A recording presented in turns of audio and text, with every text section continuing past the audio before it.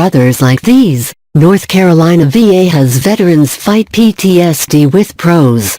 An ordinary room on the basement floor of the Charles George VA Medical Center houses an extraordinary writing program dedicated to Vietnam veterans with post-traumatic stress disorder. The men wade through difficult memories created by the Vietnam War and its unwelcome homecoming, but with the power of the pen, they find hope.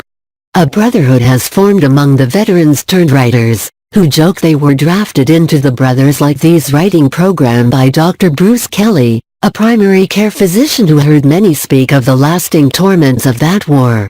"We have a collective obligation to their recovery and healing," said Kelly. "They deserve the opportunity to have their voices heard and finally see themselves as the hero of their own stories."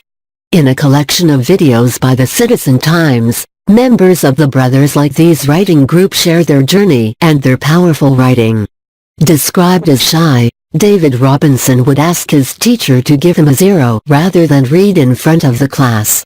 After high school, he was drafted into the Vietnam War and served in the United States Army Americal Division, from 1970 to 1971.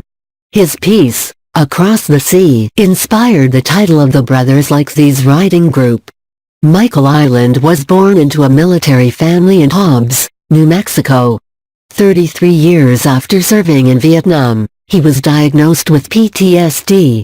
In the Brothers Like These writing group, Ireland wrote a letter to the first of his 12 grandchildren. Robert West, a veteran of the Vietnam War, served in the United States Army, in the 25th Infantry Division from 1968 to 1969.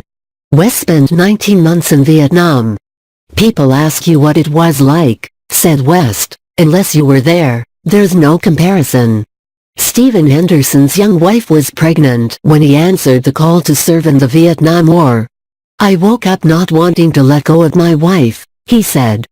Angela Wilhelm, a Wilhelm at citizen-times.com once he put pen to paper. Stephen Henderson, a graduate of Irwin High School, vividly remembered the hours leading up to his departure for the Vietnam War.